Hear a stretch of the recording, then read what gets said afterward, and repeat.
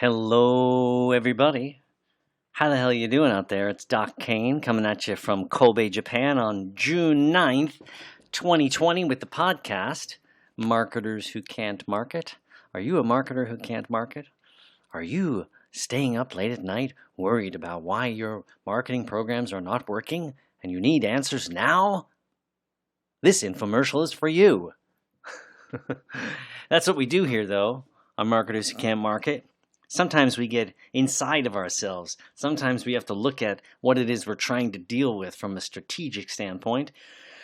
And sometimes we just commiserate because sometimes that's all you can do when it comes to marketing and hope that eventually things pan out.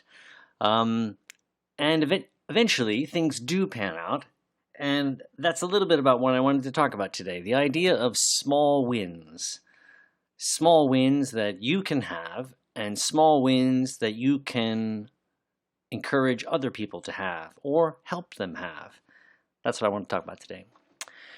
And why do I want to talk about that? Because this week in class here in Japan, one of the things I was working on with my students was the idea of trying to get information from my advanced class that would help my intermediate class students.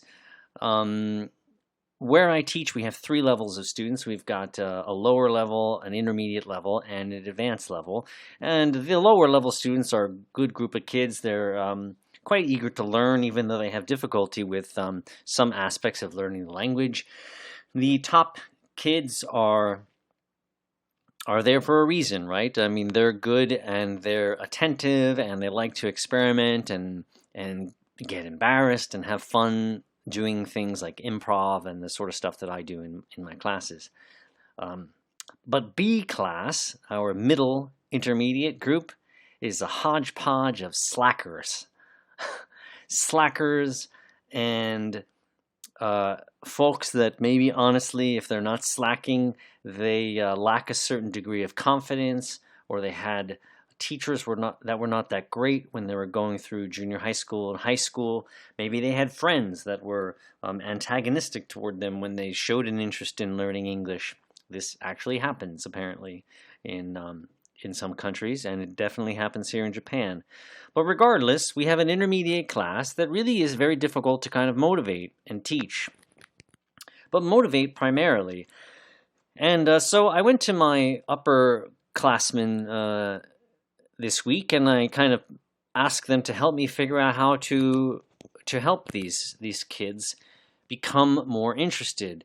We talked about intrinsic motivation and extrinsic motivation, and where I teach there's hardly any extrinsic motivation. There are no real tests or anything like that.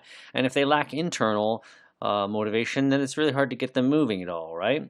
So the kids came up with a lot of good ideas, but one of the ideas that that struck a chord with me and I thought would be applicable to something I might want to talk about on the podcast is this idea of small wins. And it wasn't presented to me as such. I gave them that word, but they said it's important for people to feel as though they can get a few things right, get something right when they're trying to learn the language. And this is a particularly troublesome thing that Japanese students have, where they're kind of, they grow up thinking that there's a right answer for everything when it comes to language learning, and they like to kind of fit themselves into that mold if they can, and if they can't, they feel rather disappointed, and maybe some people feel inadequate. Of course, none of that is true. Or I mean, people feel disappointed when they don't learn. I do as well. I have not even come close to mastering any aspect of Japanese, and it is disappointing. But I don't feel inadequate. This is a uniquely individual trait, and if you can bend it outside of the individual, you can say that sometimes this inability to kind of achieve the desired state can be experienced by a larger group of people in Japan. It does happen. But anyway, this particular group of students that had given me this idea that it really is important to feel as though you're getting somewhere is of course true and a great idea, and it's applicable to what it is that we do in our professional careers as well, right? As marketers, if we're a solo entrepreneur or something like that, the same idea holds true, and maybe even more so, because we're doing everything on our own and it feels like an endless uphill battle that doesn't really get anywhere.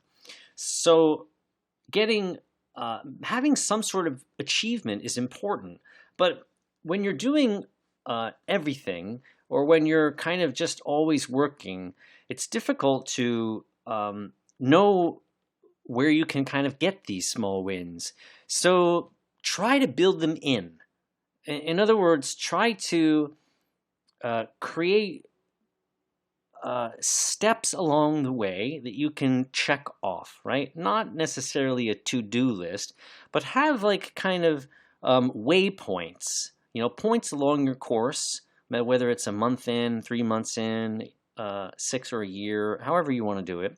Set up waypoints, measurement goals that you can have for yourself that allow you to check in and feel as though you've done something, or rather that you can measure what it is that you've accomplished. Now, many people probably already do this sort of thing. They don't think of them maybe as waypoints, but quarterly goals or whatever. But I think what you really should do to make this thing really hum is to bring that schedule down even tighter, right? So what is it today that you can do well? And by the end of the day, you can look back and you say, oh, well, I did that thing. I did that, and I feel pretty good about it, right? These are the kind of small wins that you need to kind of maybe list in your notebook. I talked a week ago maybe or so about doing something similar to this, actually, so that if you were to go into a review with your boss, you would have a list of the things that you have accomplished. In that reference, I was talking about like noting what it was that you did. But in this instance, I want you to kind of set like a little mini goal for yourself every day, and then knock it off, or at least try to knock it off. And the small win would be you trying it, right? When I was a kid, my dad used to always say this thing to me, like if anything we thought of as was going to be kind of difficult and we were reluctant to pursue it, he would say, consider it a challenge, he used to say. Consider it your challenge for the day, he also used to say. And it worked on me. I love that idea. Consider it a challenge, and I do that in my own life. I don't do it regularly enough, though, and so some days I feel like shit's not happening. And when that feeling continues for too long, then you get into this kind of muck where you feel nothing's happening. But it's not true, right? That's the thing. And so setting a little goal, checking it off, can really help you get somewhere. Two little quick notes that I'll share with you today. So this has been bothering me a little bit because I am just working so hard on a lot of the things that I'm working on. I'm coming up on a summer break here. And so I'm thinking about how I want to spend my time. I'll be teaching a lot less. I have some private students, but I won't be at the college. And so I'm debating whether or not I want to put more time into my Nihon Hustle project, which is actually starting to kind of do well on Google. I mean, pretty much everything that I post ranks very, very quickly, and I see again, I'm getting impressions and things of that nature, but I'm not getting clicks, which means I need to tweak the way it shows up on Google for conversion rate optimization. But that project I've been working on for a while, as you might know if you've been listening to me for a while, here in 2021. I've been doing the podcast for almost a month, but I've been working on that site for well over a year. And it's taken a lot of my time and effort and hustle, and it's doing okay, but it's not making any money yet.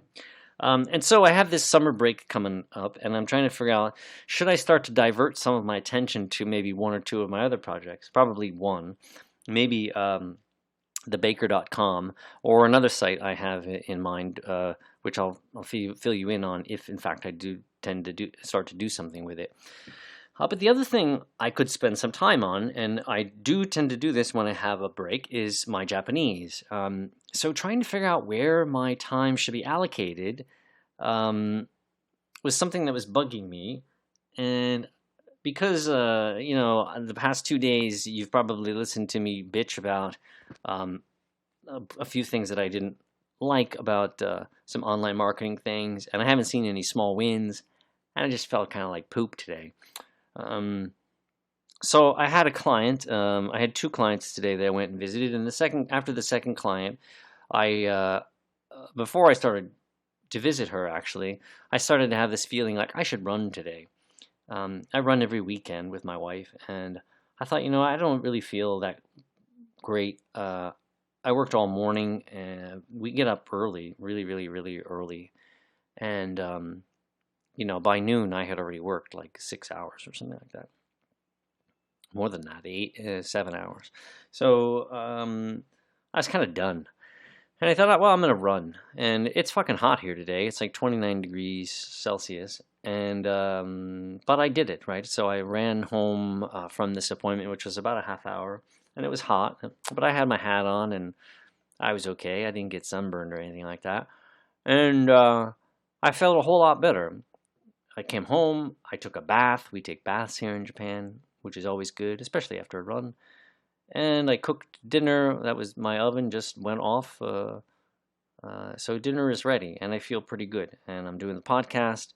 So today was a good win, right? Small wins. I feel pretty good about it, and it gives me the energy to go ahead and continue tomorrow. Just like if I'm able to help my students accomplish something, they feel better the next day. It's a good feeling. My students are doing quite good in my basic class that I have. It's kind of what we call basic. It's a grammar class, and I'm so surprised at how well they're doing, actually, because I've been giving them homework this year, which is not normally a thing we do, and I'm kind of learning how to become a better teacher. So the results are there, and they're getting lots of small wins, and it's working, like, unbelievably well, actually. So I can see the power of this. The second story I wanted to mention was just a kind of sidebar that I had with one of my with this later afternoon client that I said I had a meeting with, and then I ran after the meeting. So she runs a nonprofit organization here that helps educate nurses in nursing homes about the importance of not lifting patients. It's called no lift, basically. She went to school in Australia, and she learned this kind of care methodology over there and brought it to Japan, and she opened the doors to this association that she's been running for something like, I think, 17 years now, 11 years, 17, something like that. And what I can't believe is how much she's in demand. She's one small operation. She only has a few people working with her, and we're working on a project together with the government, the Kobe city government. That is for now a 1 year project, and it's probably going to be pushed forward to 3 or 5 years. And whether she gets the continuation of the contract is unknown at this point in time. But she's working on it, and she's done business with them before. But I listen to her tell these stories, and I'm like, holy shit! Like, I have never run into a situation in my life, or even read about a situation in my life, where someone has a product so in demand that people are just like literally lining up to purchase this thing. She can't create enough product opportunities for the people that want it. It's unbelievable. I said to her, it's like if you stood on the street corner and you said, "I'm running a bridal service, and we have all of these beautiful young ladies that would love to marry old ugly men." You would have a line from here to the end of the earth, right? That's what this is like for her. She's got so many opportunities, it's unreal. And so I started to ask her, or I began then asking her a couple questions about how long did it take to kind of get to a point where you were feeling as though things were working, and why does it work for you, and why is not everybody trying to do this in Japan? When did you start making money? Right, these are three of the questions I remember. So how long did it take? It takes every day, basically. Every day is a little bit of effort and a little bit of reward, is essentially what she said. Small wins, right? Why is it that nobody else is doing this except for you? Oh, people have tried, she said. Lots of people have tried. But what they want to do is they want to sell the equipment. So they have no passion in trying to help the nurses and help the nursing homes themselves. This client of mine went to school to be a nurse. So she has an interest in helping people. That's her base cause, right?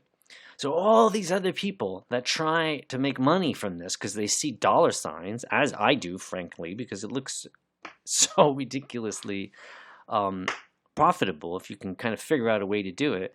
But other people have had the same idea, and it doesn't work for them because the customers, the nursing home people, and the nurses who have every bone of their body is about care, can see right through that, right? So she doesn't even have to worry in a sense. There's no competition. More small wins, right? When did you start to make money?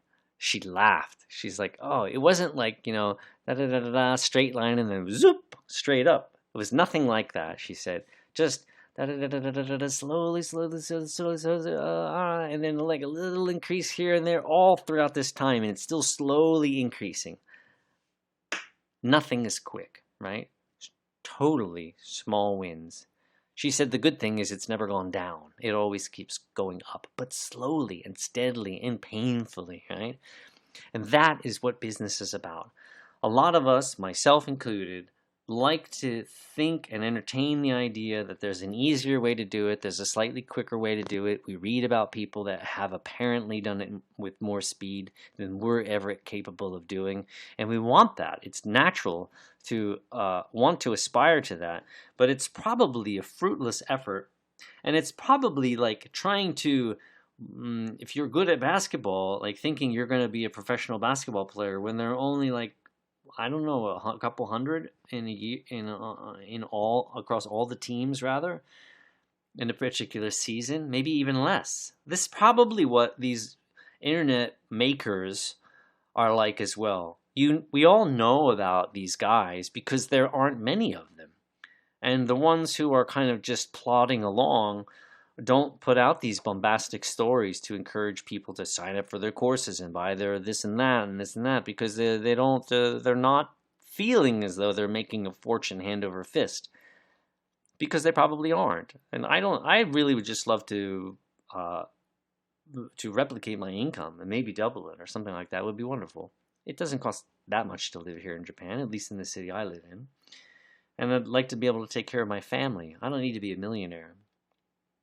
It's probably what you want as well. And if that is what you want, realize it's going to take time. Maybe turn off the fucking dial as I do occasionally and then re-turn it on like an idiot. Turn off the dial on these loud voices that are trying to tell you that you can do this fast. It's probably not likely.